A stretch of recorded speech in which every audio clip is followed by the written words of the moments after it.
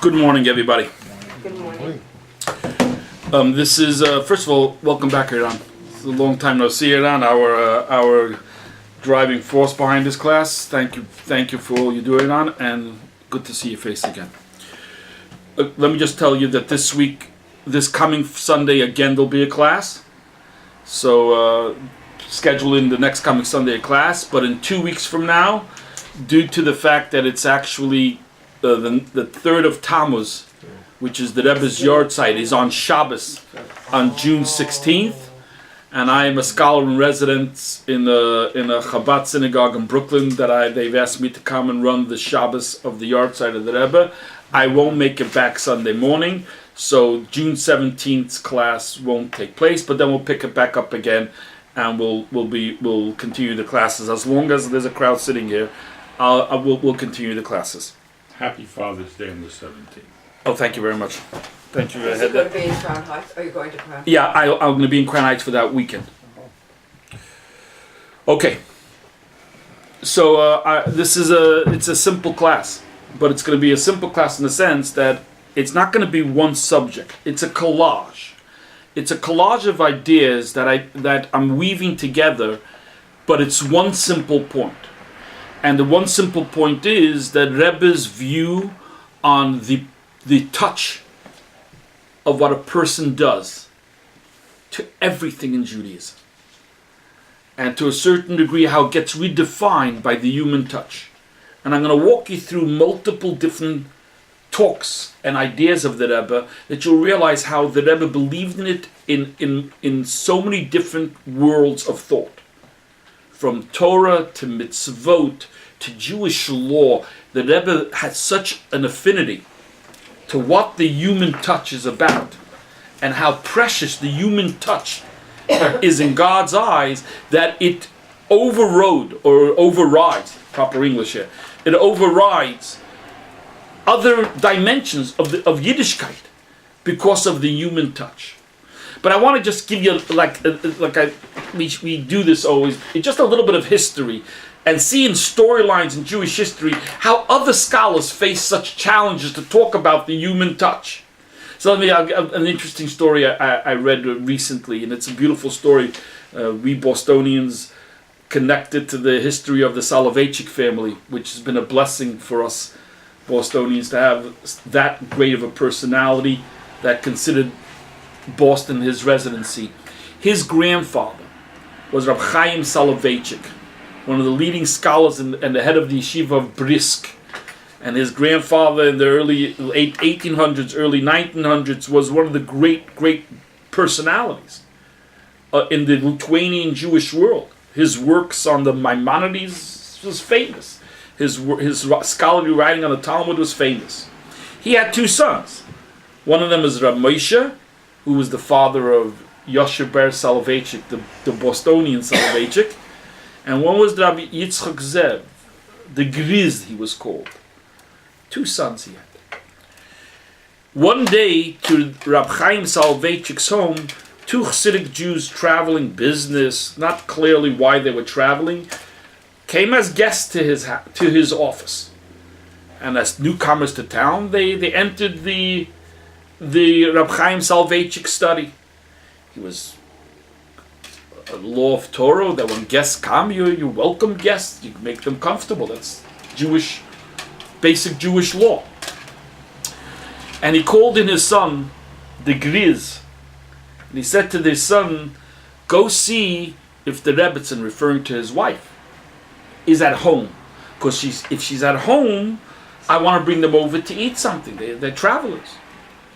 And as he's saying this to his son, the two Hasidic guests look at each other and they shmeichel, they give a smile to each other. As if what he just said was entertaining. So when his son left the room, he looked at the two guests, he says, can you tell me what was so entertaining about me asking my son to go see if my wife's home to make for you a meal? What's so entertaining? Without saying who the Hasidic Rebbe was, in the stories, this story is told in the world of Brisk, and they don't say who these Hasidim were, from which Rebbe, which camp they came from. They said, you should know that by our Rebbe, a couple of weeks ago, we ended up traveling, and we came back, and when we entered his home, and he was in his home in his office, and we were talking to him, and all of a sudden he turns and says, "Oh, my wife came home. Let's go, and I want to serve you a meal." How did he know his wife came home? And we walked across 2 streets, and we went to his house, and that's what happened. His wife just came home. But as he says, my Rebbe has prophecy, and has the ability to know.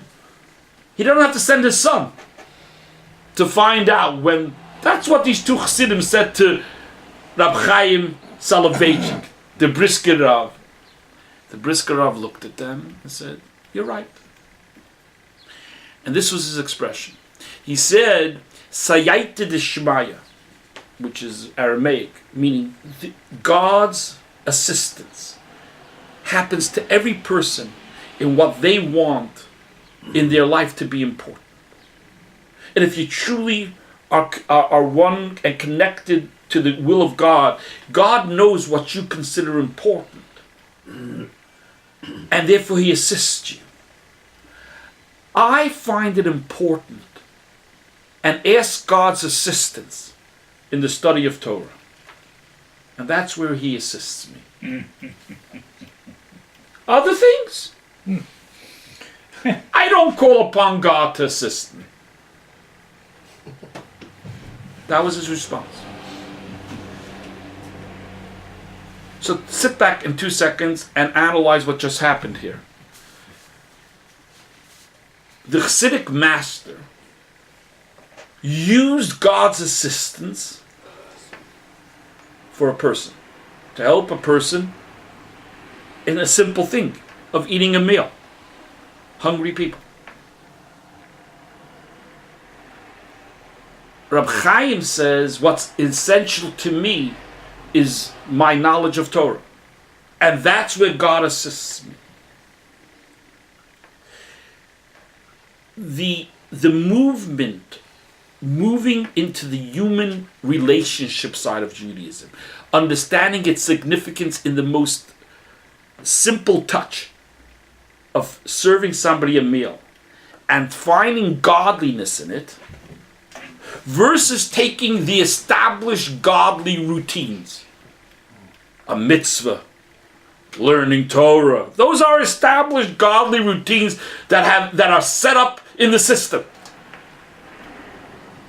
But here you step a little bit outside the system, where you're trying to figure out human to human, just on a human touch level.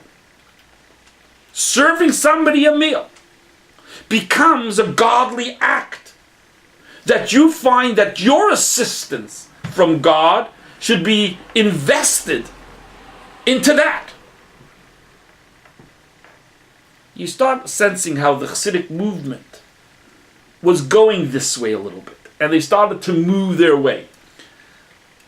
Let me give you another beautiful example. And I pull these storylines from outside of the Chabad world. So you get a picture in a sense of the greater picture. One of the great Lithuanian schools in Russia was Slutsk. This great school in the city of Slutsk, run by a man by the name of Rabbi Zalman Meltzer. Brilliant man. Wrote a sefer called the Even Ozel, wrote it on Maimonides, built one of the greatest schools in Slutsk in the early 1900s. And in the 1930s, late 30s, the change of the tide, he picked himself up and moved to Israel. Famous man to us because one of the greatest Orthodox communities today in America is in a town in New Jersey called Lakewood, New Jersey.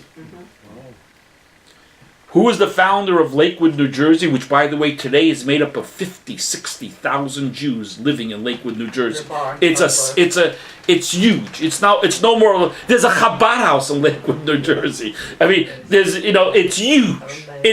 It's an amazing city that has become an unbelievable enclave of Orthodox Jewry.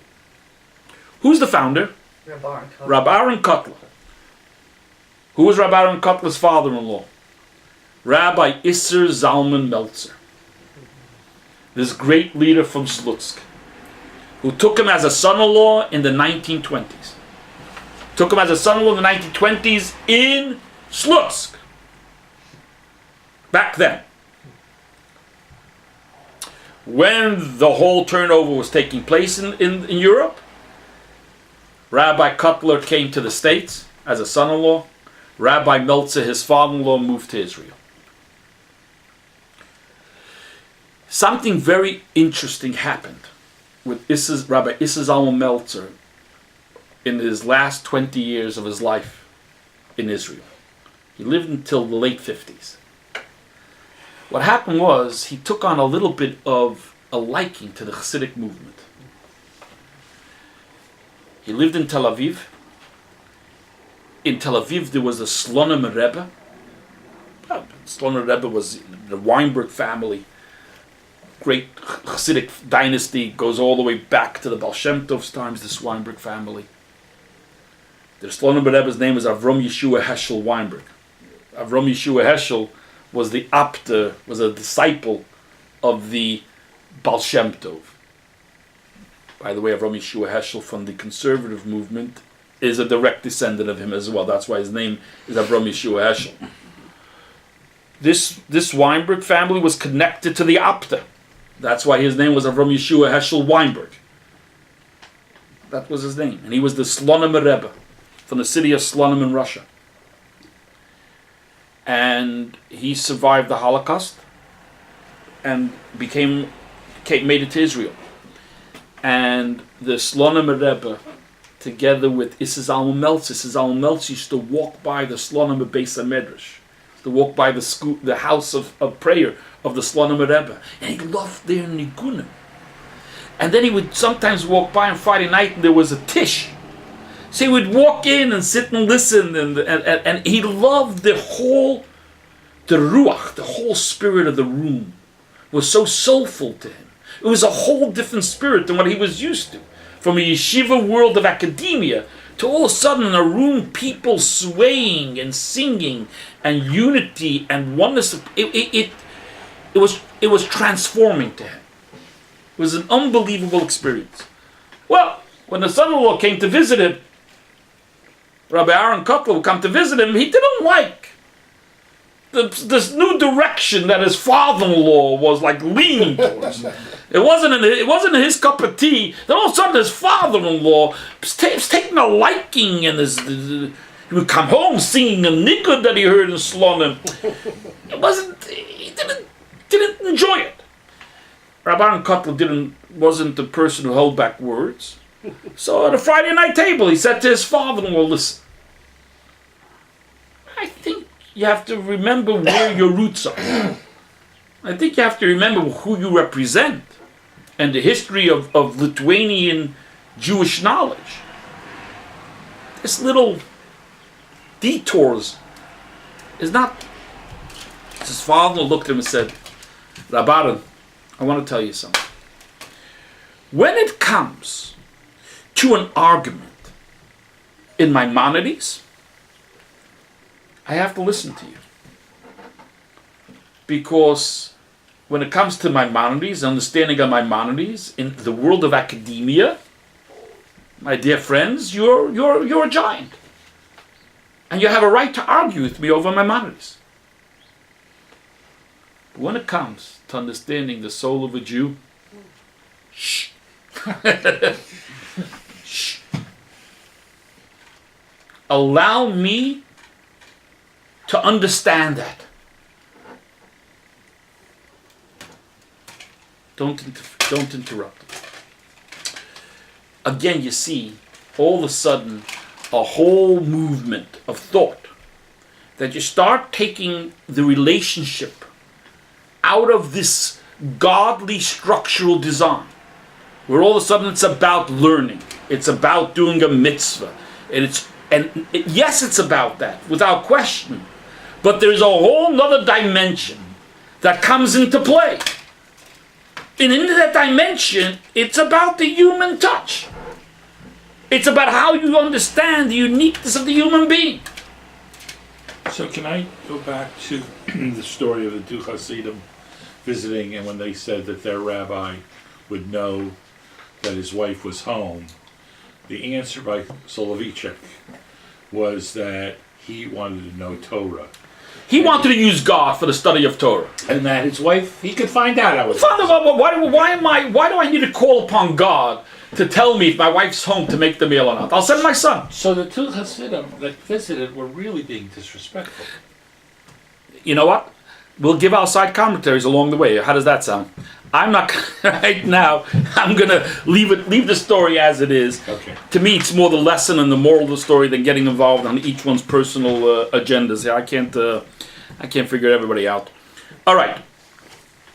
So let me now, for a second, move you in to the Rebbe and how the Rebbe started to take this concept of what the Hasidic movement was doing and actually begin to internalize it on multiple levels through teaching. In the Chabad world today, 24 years after the Rebbe's passing, which is, like I just said, going to be in 2 weeks from now,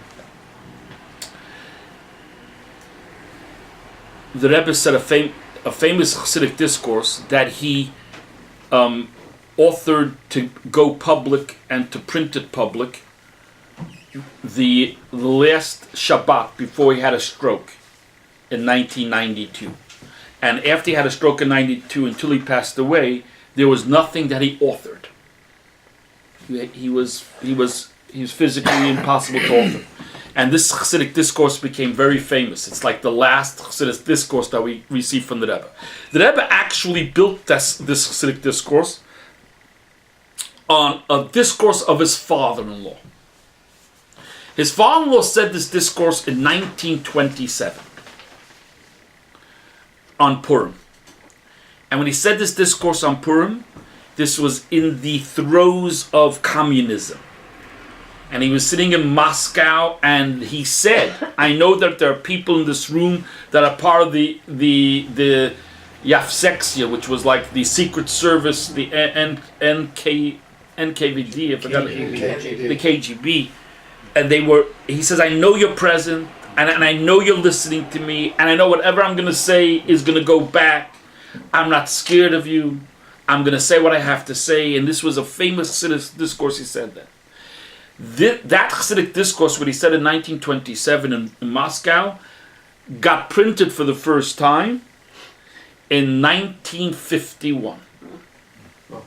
The Rebbe, Purim, 1951, approximately a month after his father, a month after he assumed leadership, after his father-in-law's yard site, he put out this Hasidic discourse from his father-in-law. The Rebbe then based that last discourse that we have off of that Hasidic discourse. In the beginning of the Hasidic discourse, and I actually copied it for you here. The Rebbe enters into a conversation about a very famous term that I've mentioned multiple times in this class, but I never actually printed it, that you can actually see the language of the Rebbe. The Rebbe says that, and you can look at it, it's my A on page 1. The Rebbe starts out saying that I want to work this Hasidic discourse through what my father-in-law said at that famous 1927 gathering. He explained a term that is famous, a title for Moses. That Moses was called Raya Mehemna. Okay? This is the description of Moses. So look at footnote 12, which is important.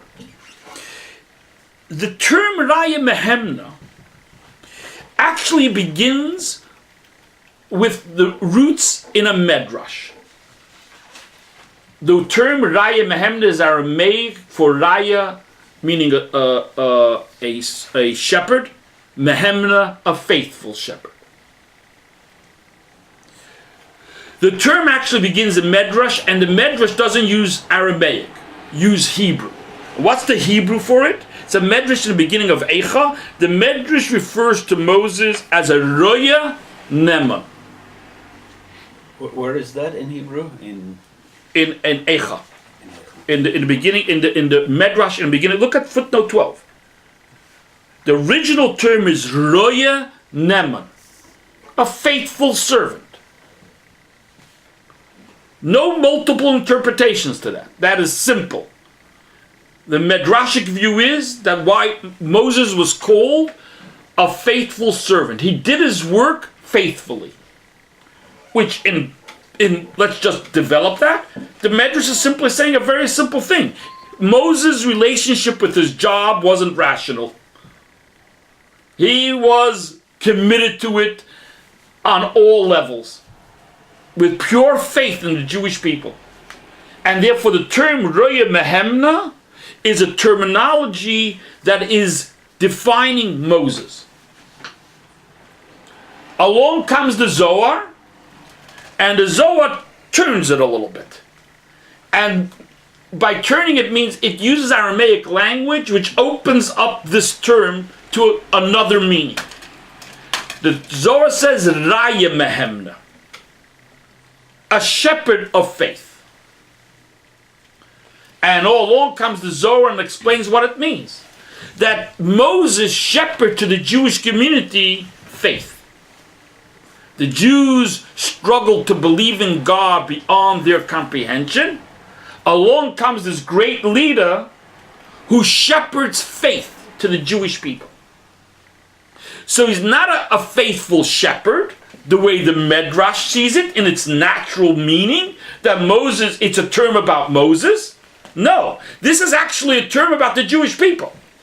That you should know he shepherded faith to the Jewish people.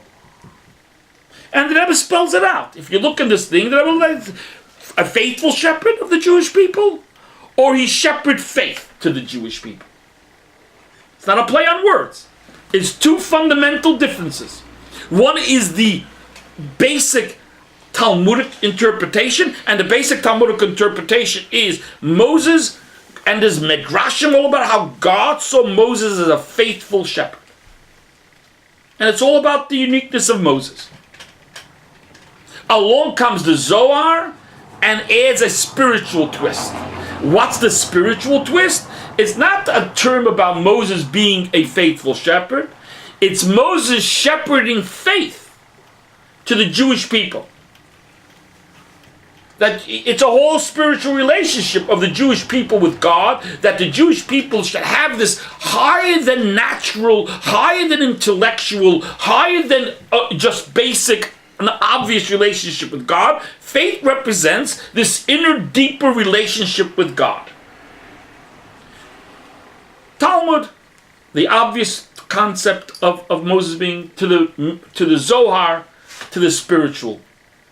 And by the way, if you go through the commentaries about this, this is exactly how it runs. There was two aspects to Moses. Moses being a faithful shepherd, it's a term in Moses, or Moses shepherding faith. It's about the Jewish people gaining a relationship with God that only by such a leader could they ever fathom to have that unfathomable touch of a relationship with God. Those are the two basic interpretations, and the Rebbe's father-in-law in that Hasidic discourse sticks with these two interpretations and presents, based on this theme, he goes on to build other ideas off it. The Rebbe, a paragraph or two later, and I'm not going to walk you through what the Rebbe does, because it's impossible in an hour or hour and a half to tell you how the Rebbe gets here. I want to get you to the Rebbe's third interpretation to a faithful shepherd. The Rebbe turns around after 2-3 paragraphs and says, now if you agree with what I've said, the term, the concept of a faithful shepherd is a whole different meaning. And look at the bottom paragraph.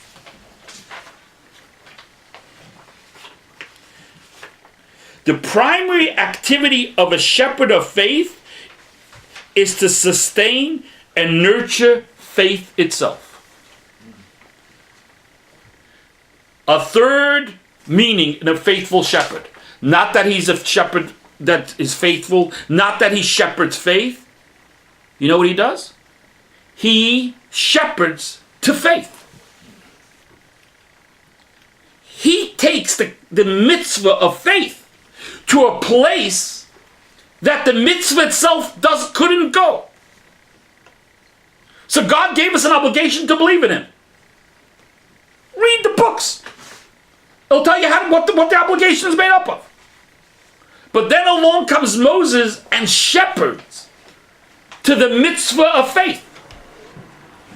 And says, here's the human touch. That when the human being takes hold of this mitzvah, it will take the mitzvah to a place that the mitzvah on its own doesn't go. The mitzvah on its own cannot go based on its definition. The only reason why now faith can go to a place where it's beyond its own limitations is because the human being is taking it. It's a whole nother conversation that Rebbe enters here with. It's not about a definition of Moses, that Moses is a faithful shepherd. It's not about a definition of the Jewish people, that he shepherds faith to the Jewish people. It's a third definition. The third definition is he's shepherding to faith. Moses becomes a shepherd to the mitzvah. And by Moses taking a hold of the mitzvah, he takes the mitzvah to a place that out of the essence of his being, he carries it to a level of identity that the mitzvah on its own couldn't be. It's the interaction of the human with the mitzvah. And from the Rebbe's perspective, all of a sudden, in that interaction, the mitzvah gains from the human touch. That in its natural context, it couldn't reach there. I've always used this example, right or wrong. I don't think a pair of tefillin ever fathomed that it'll be that popular to what the Rebbe has done with it. Putting it on the streets, airports, here, there. It's Jews throughout the world. There isn't a Jew that will not say to you, somebody didn't ask me to put on tefillin. Or a candlestick Friday night. I don't think the candlestick Friday night ever fathomed. It was this quiet little candlestick to be in your home. Someone asking you in the center of town, hello, are you Jewish? Do you want to light a Friday night candle? And give you a candle. It's like the Rebbe is talking to the mitzvah. He's not only talking to people that are going to do the mitzvah. He's looking at the mitzvah and saying to the mitzvah, I'm going to take you to a place and put you into the psyche of people beyond what you ever fathomed that's what your purpose is. The average mitzvah tefillin, what it fathomed was to read the Jewish laws. You know what the Jewish law says? You wash your hands in the morning, you make your blessings, you go to synagogue, you prepare, you put on a talis, and then you finally come to putting on your tefillin. You stand in synagogue and be respectful. Don't talk in your tefillin. Don't eat in your tefillin. And then take it off. Kiss it and put it back in the bag, and it's all beautiful. Well, welcome to Fifth Avenue, Manhattan. Running to work, washing hands, who's talking about, talis, who's talking about. On it goes, off it goes, you said a blessing, you're on the run, you're talking, but you know what? You put on tefillin. And it will stay with you forever. And the parent tefillin never fathomed that's what he was going to be used for. It's not in its natural context. Its natural context, read the Code of Jewish Laws. They'll tell you exactly what the natural context for a pair of tefillin is all about. Not on Fifth Avenue while a guy is jogging. The Rebbe is speaking not only to us, he's speaking to the mitzvah. And he's looking at the mitzvah and saying to the mitzvah, I want to take you to a place that you never fathomed you'll go. And that's the Rebbe's translation in Raya Mehemna, a faithful shepherd, shepherd's faith, or shepherds to faith. He's talking to faith and telling faith where I want to take you as a mitzvah, which faith on its own would have never gone there. That's a major part of that last Hasidic discourse of the Rebbe, where the Rebbe turns around and identifies an unbelievable truth about the power of the human touch. And how the human touch is not just by accident. It's essential. It's not only essential, it's essential for the mitzvah that the human will touch. All right, let me move on to the next example, page 2. Awesome.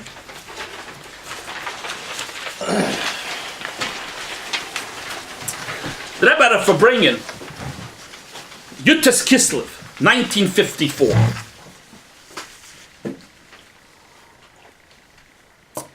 The Rebbe of Farbrengen, Yutes Kislev, 1954, in a whole conversation about the uniqueness of the teachings of mysticism over the teachings of Musar, the whole Lithuanian movement of rehabilitating people's character traits. The Rebbe goes into this conversation about a complication about Torah. And listen to the complication. What I did was, the Rebbe quotes actually the 2 Talmuds, but I quoted, if it was just easy, I brought down Maimonides. And listen, read Maimonides in the laws of learning Torah, chapter 3, law 3 and law 4. So law 3, Elach mitzvah, b'chol ha-mitzvahs kulon shishkul keneged Talmud Torah. El Talmud Torah keneged kol ha-mitzvahs. There's no mitzvah in the entire, this is page 2 of mine B. There's no single commandment that is like the study of Torah. The study of Torah is equivalent to all the mitzvot. Right?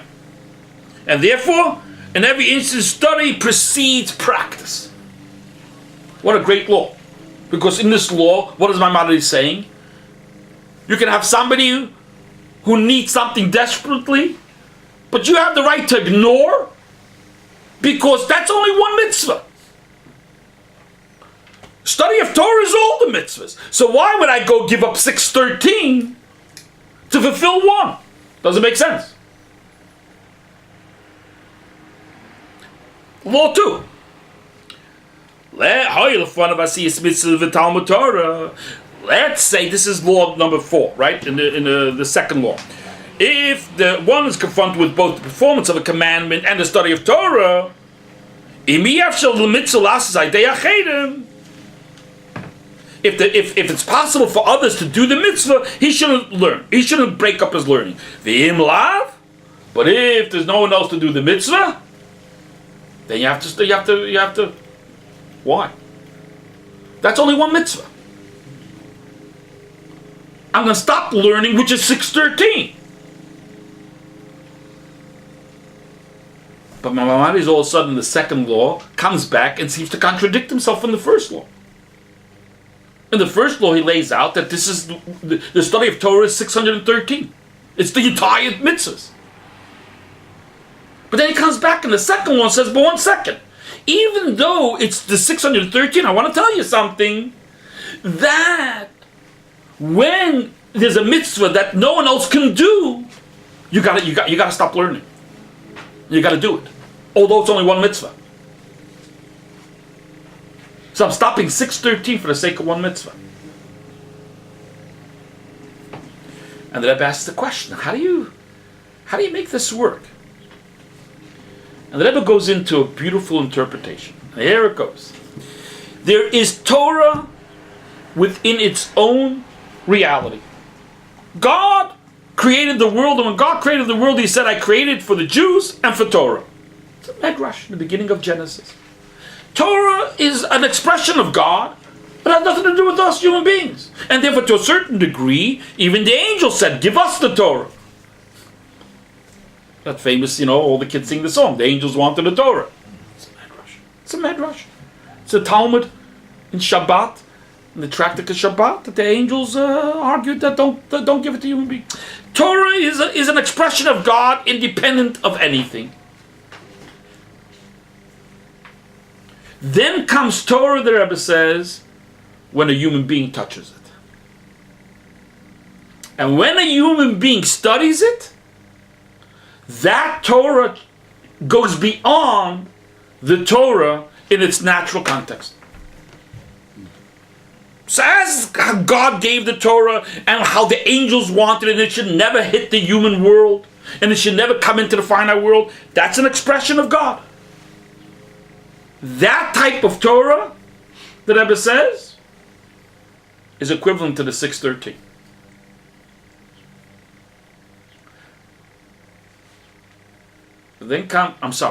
That type of Torah is one of the. Then comes the human being, and all of a sudden learns the Torah, and draws that Torah down into this world, and takes it to a place that it could never go because of the human touch. When that human being does that to the Torah, it's beyond anything. But at the same time, it can't contradict the existence in the world. And therefore, if there's something happening that only that human being can do, that human touch, because it adds to the Torah, beyond it, it's at the same time that human touch that tells you you need to do something for another person. So within the human touch, it takes the Torah to reality that the Torah on its own, in its natural context, is equivalent to everything. It has accumulated everything in it. But when it goes into the human touch takes it to a level of the Torah which is beyond its own existence.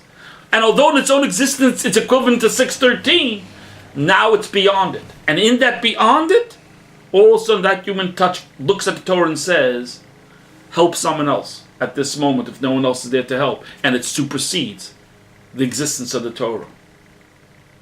So in walks the Rebbe and turns around and demands of us to understand the uniqueness of the human touch. Not only talking about faith, we're talking about the Torah. God's wisdom. That in God's wisdom, there's a reality of its natural existence, and in God's wisdom, there's a reality when the human being takes hold of it. And when the human being takes hold of it, it takes it to a place that the Torah on its own can't go there. So the Torah on its own will look at another person and say, 1 second, I'm 613. I represent everything. You're asking me to do something, it's just one thing. But then along comes the human being that's doing it. And when the human being takes a hold of the Torah, all of a sudden it can talk to the Torah and say to the Torah that this need at this moment is greater than your existence. And therefore I'm going to interfere my learning. I'm going to interrupt my learning in order for what's needed in existence. That's the human touch that has a right to change the dynamics of what the Torah is about. And Maimonides has no problem, 2 laws back to back, because it's 2 different dimensions of the Torah. The first law is the Torah in its natural context, and in its natural context it's 613. And the second law is about how the Torah is being now defined through the human experience. And in that context, it's an entirely different reality. So here goes the Rebbe. I'm just putting together a collage for you here. Here goes the Rebbe moving into the world of Torah study and showing you again what human touch is about. This Shabbos in Shul, I didn't do it justice entirely, and I want to do it justice. I want to show you again the Rebbe's touch on an idea which is pretty powerful in its natural layout. What's the idea? It's intriguing how the Torah sets itself up. Torah sets itself up in the book of Numbers, Bamidbar, in the storyline of the first portion Bamidbar tells us of how the Jews are in the desert. It's the first year of Jewish existence. The Torah was given, Moses is down from Mount Sinai, the Jews did the first sacrifice of the Passover sacrifice properly for the first time. This is a very unique experience to the Jewish community. This is before the 12 spies, no problem so far. The Jews are fathoming that they're in Israel in a couple of weeks. It's just a question of getting their act together and moving on.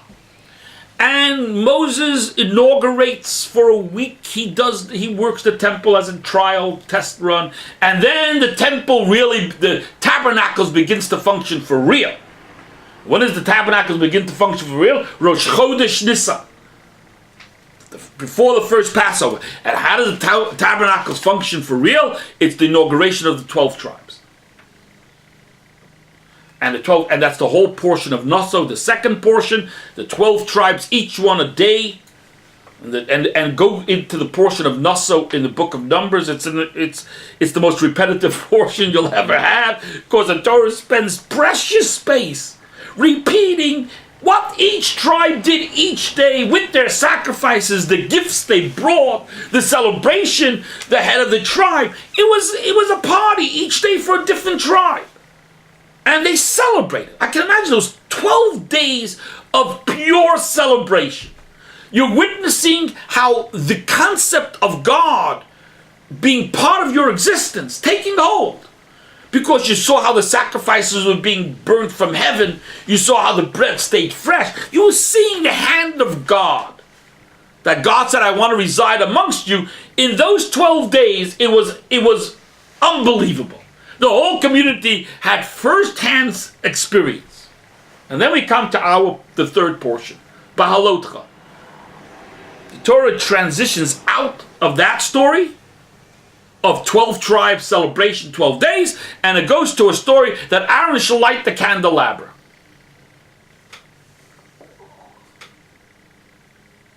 What's the connection?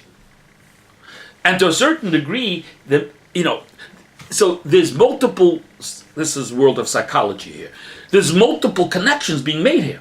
That Aaron felt very humbled from the 12 tribes celebrating and dancing. When they're all over and they leave, what is he doing? He's lighting a menorah. No celebrations, no sacrifices, no gifts. He's standing there lighting a menorah. It was a little bit perplexing to Aaron. This is like, the 13th day. Hello, here I come in. And what am I left with? The menorah to light.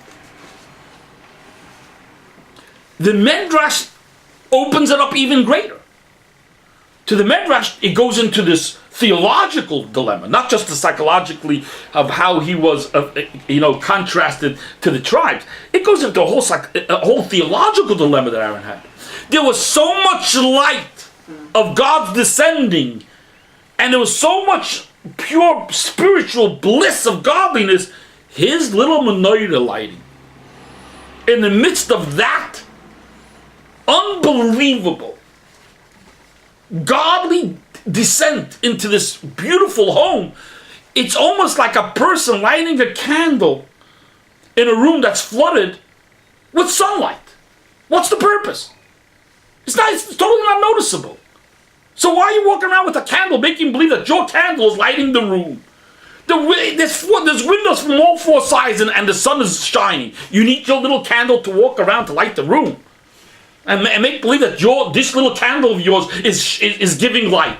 That's how Aaron felt. What am I lighting a menorah in this room? What's the purpose of a menorah in this room? That's the Midrash. Goes one step beyond the human psychology of him being contrasted to the 12 tribes and opens it even wider. He was struggling over here with this greater issue. And the Midrash comes back with an example to try to help us understand how Aaron gets out of his personal little storyline in contrast to people, and his personal little storyline in contrast to the bigger issue. Listen to the Midrash example. And I didn't do it service on Shabbos because, when you say a story and a parable and you're not hocking it home, it can get, people can misalign it too, and then I feel like you missed the punchline. Here goes the Midrash. It's my C on page 2. What is this? How can I help you understand this Aaron's dilemma and how he got over the dilemma? The Melech Shahayaloi Oyev. King had a best friend. He said, one day the king informs his best friend, I plan to eat dinner with you.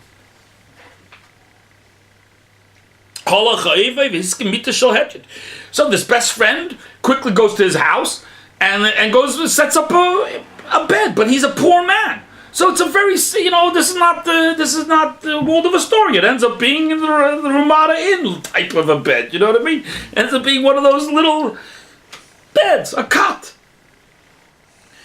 And then he sets up a table. What does he have on the table? He doesn't have china and wine goblets. He has paper cups, and, with paper fork knives, and he puts it out. And the food is simple. Kivin Shabbat Melech. When the king arrives, he comes along with the whole entourage. They quickly realize, oh my God, the king is walking into this very low class room. So what do? They quickly set up candelabras in the room. They quickly remove his food from the table. They remove his paper plates, and they reset the entire room with Andrew catering. You know what I mean? They bring in a caterer and chop the. It's not schmaltz. This is we're talking about. They're really preparing a meal for the king.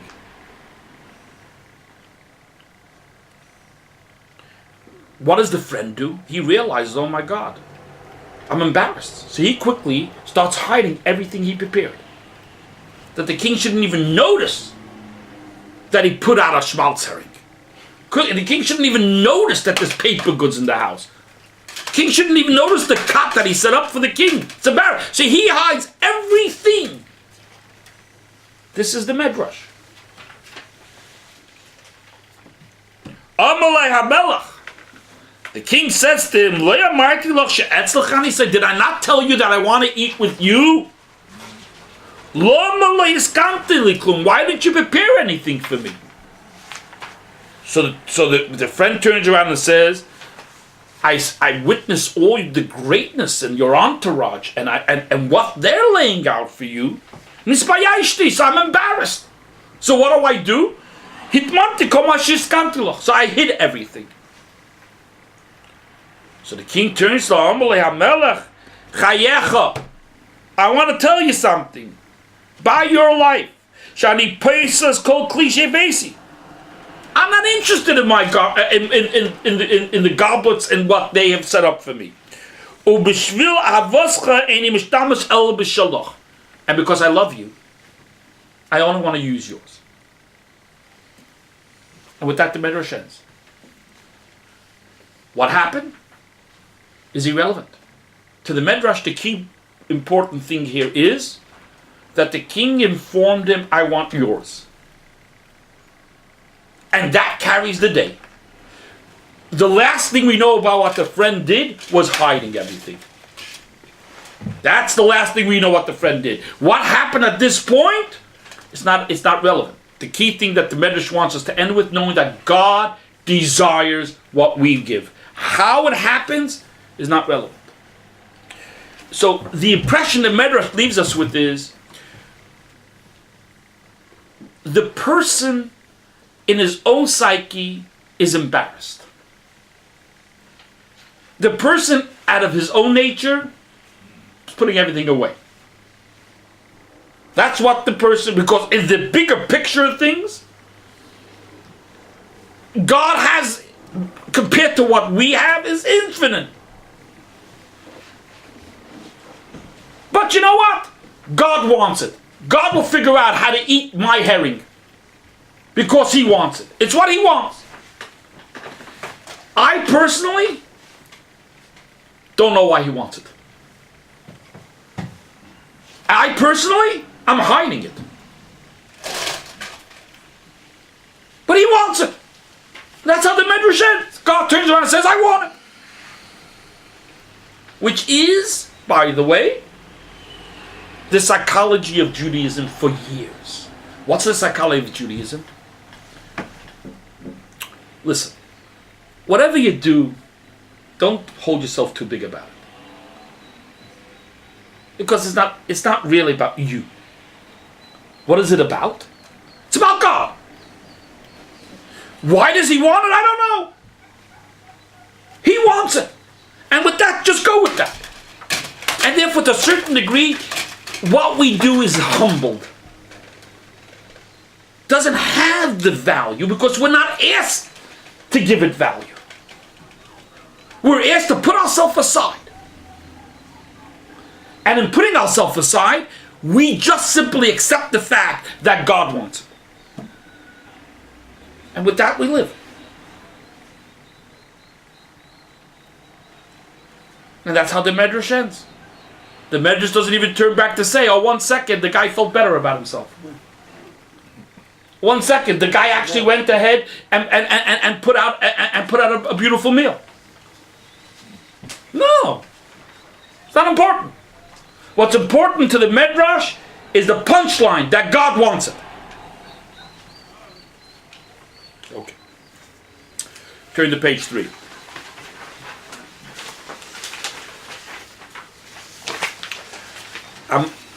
I'm sorry that in the great Chassidic world there are many great Chassidic writings that have not been translated. One of the great Chassidic writings that has not been translated is the Getter Rebbe's teaching. So the Getter Rebbe was in the city. Oh boy, you know how to be near you, right? I'll just call 911. Oh. So the Getter Rebbe's teachings is it was a city of Ger in Poland, and the second Getter Rebbe's name was Yehuda Arya Leib. His books, they took it from his writings after he passed away, and what they took from his writings after he passed away, they called it the Svat Emet, because he wrote little pieces and they found the years, based on the years. He started to write it in the Tafresh early Tafresh Lamed, so that's 1870, early 1870s, and he goes until the early 1900s, like a 40-year period, 40-year period of writing, and little pieces on each week. And it's beautiful little pieces. On this week's Torah portion of Balot, he quotes the Midrash. He works with that beautiful example. But he takes the Midrash and changes it up. What does he do with the Midrash?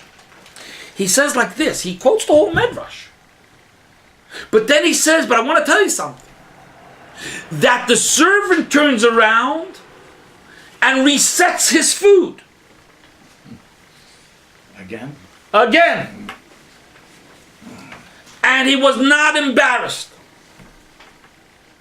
He doesn't know why God appreciates it, but he resets the table. And he doesn't change this time from what the king wanted the meal. Lo shina. And he bases it. He says that's what Rashi when it says that Aaron lit the menorah, it says Cain also, and he did that, Aaron. So Rashi says that he didn't change. So the Svat Emes translates that. What do you mean Aaron didn't change? That he wasn't embarrassed. He said, if this is what the king wants, I'm going to reset the table. And didn't change what the king wanted. So here comes the Svat Emes that says, 1 second. I know that Aaron doesn't understand what a candelabra has to do with the whole thing, but he did it. And therefore, the Svat Emes goes away from the Midrashic a little bit and says, I know what the Midrash says. And the Midrash ends up with just talking about how the king wants. But I'm telling you, let's go back to Aaron as well. And say that Aaron did it. And you know what? The beauty of it is that he didn't change. Although there's so much going on beyond what he's doing, and he doesn't begin to understand why he's doing it. He just did it. But he didn't. Which is a little bit giving a sense what the hand of a person plays a role. Now I tell you, I promise you this. I don't know it for a fact. Give me time, and over time I'll make it. I'll get the fact. The Rebbe would take this Midrash, listen to the Svat Emet, and then go one step further and say, 1 second. No. Not only didn't Aaron change, not only didn't Aaron change over from what he was asked, to the contrary, he understood that with all those great lights out there and all the spirit, it's nothing compared to what a human being lights a candle. You can't even begin to compare that human action in this finite world. The spiritual worlds are looking with jealousy and saying, oh my God, look at the uniqueness of a human being's act in performing a mitzvah. We don't begin to understand what a relationship with God is because we don't have that type of relationship. That's why you tuck your senses in when you go to the cemetery. Correct. There is an unbelievable significance that the Rebbe lived with. That he wasn't apologetic about what we humans are doing. He moved away from the apologetic language. He moved into proactive language in the uniqueness of a human being's relationship with God. And therefore to the Rebbe, the Midrash, with even the Svat Emes interpret, we're still apologetic. We're not understanding the holiness in this and the significance in the human being's act. To the Rebbe, that's it. Don't be apologetic. There's such holiness to that act of a human being, the human touch, that why would Aaron be embarrassed? To the contrary, the Rebbe would turn around and say, you want to know why God mentions a little candelabra after all the great light of all the spiritual descending of God? That's the point. That all that spirituality of light that's descending doesn't even begin to reach the simple light of a candle of a human being. And that's exactly why God juxtapositions the two. All great celebrations of all this great spiritual wealth that's descending over the 12 days of inauguration doesn't reach the simple act of a human being lighting a candle. And would turn the whole thing on its head. That's how the Rebbe would view this.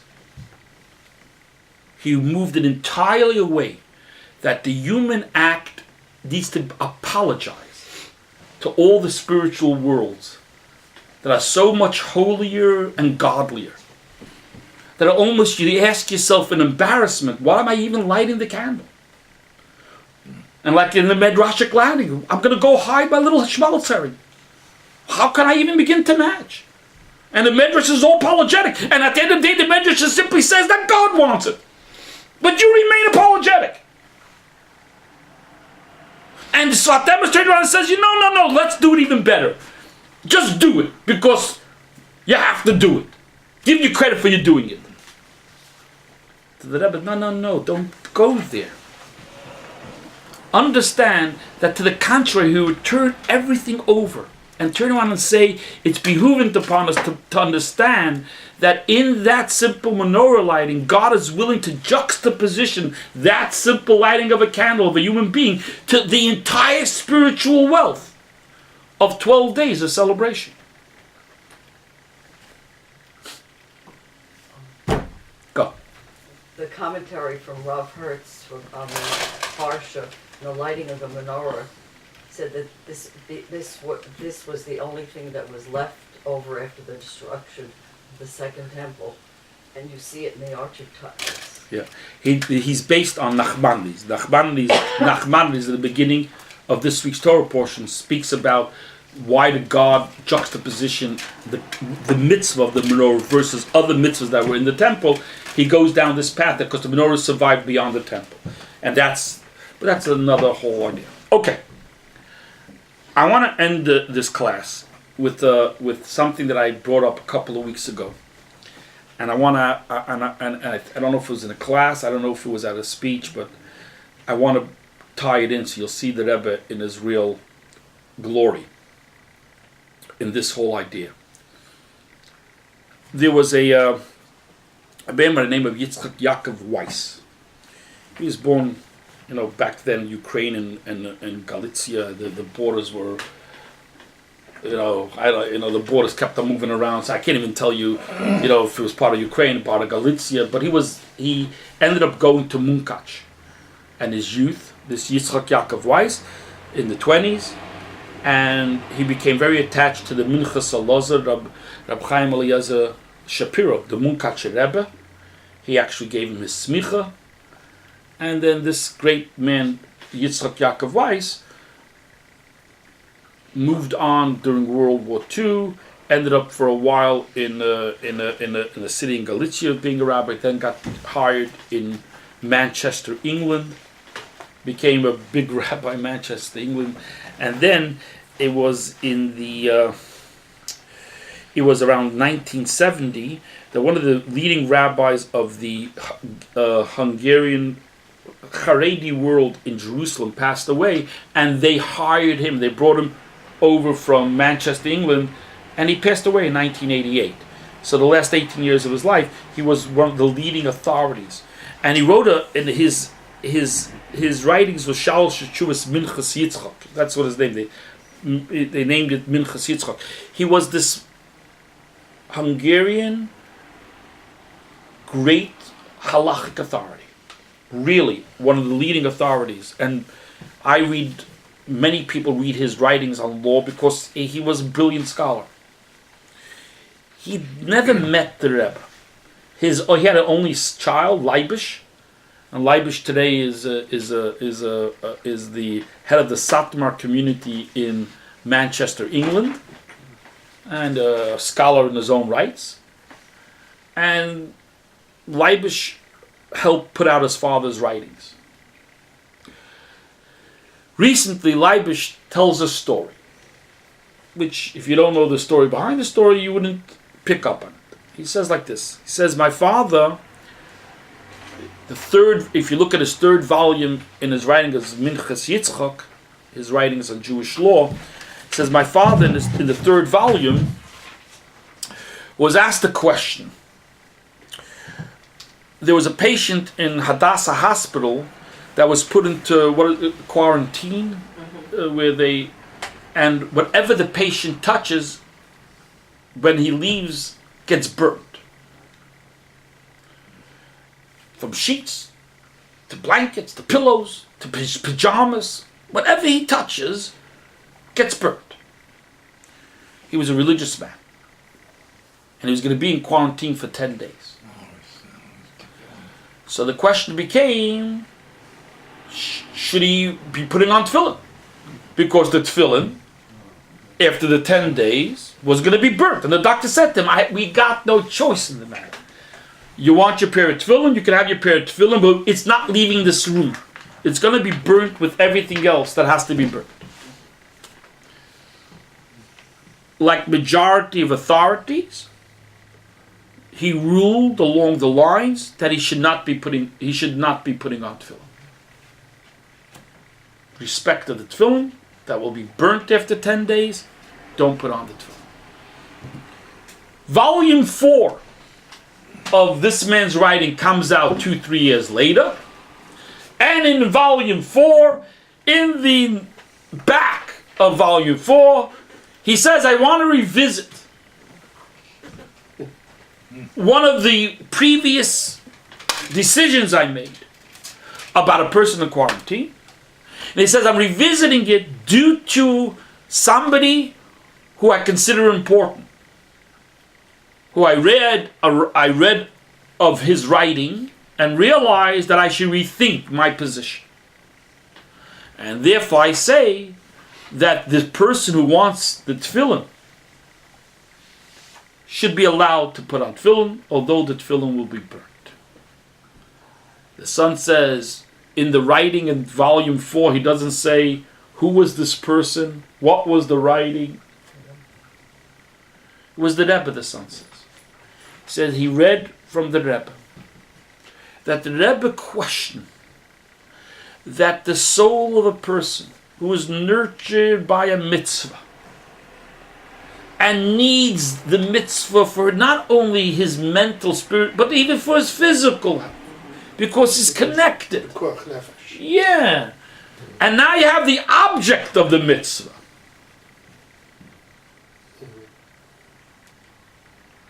Should you not protect the person over the object? And therefore the Rebbe, I'm running past my time, so I'm not going to show you the Talmud and all that, but take my word, the Rebbe bases it on a Talmud, not directly perfect, but off the Talmud, and the Rebbe doesn't do it that all of a sudden to the Rebbe, the human touch, that the human being performing the mitzvah is greater than the mitzvah in its own objective reality. So the mitzvah in its own objective reality, why should it get burned? Why should a human being take the mitzvah and change it? Comes the Rebbe and says no, that the significance of a human being performing the mitzvah supersedes the mitzvah in its own right. And in that relation of a human mitzvah doing the mitzvah, although it's only for the next 10 days, makes no difference. That moment of a human being touching a mitzvah takes a mitzvah to a place where the mitzvah on its own can't go. Don't take it away. So that's the shepherd in the end. Correct. And all of a sudden the Rebbe turned around and said, allow him to wear the tefillin. And this man was not a Lubavitcher in any way. The son is a Satmar, head of the Satmar community in Manchester. But this man turned around and said, I have to listen to this. And I got to move myself away from a position where I just was more worshiping the object of the mitzvah and not understanding the significance of what a person does to the mitzvah and where the person could take the mitzvah, which is beyond the mitzvah itself. So you're depriving the parent tefillin from that human being wearing it for 10 days. And not only are you depriving the person, you're depriving the whole mitzvah of tefillin. And having that experience done to it, which is beyond the mitzvah itself. Have a good day, everybody. Very good. Okay.